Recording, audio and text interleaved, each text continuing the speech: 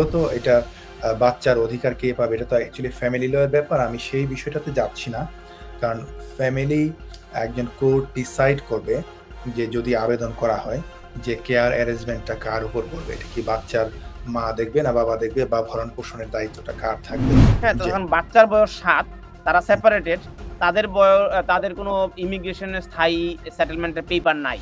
তাহলে জি। কে আবেদন করবে? বাবা, মা ২ জন ২ জায়গায় থাকেন। অ্যাজ লং অ্যাজ এই বাচ্চার প্যারেন্টাল রেসপনসিবিলিটি বাবা এবং মা কিছু না কিছু পালন করছে, তারা কিন্তু আবেদনটা করতে পারবে।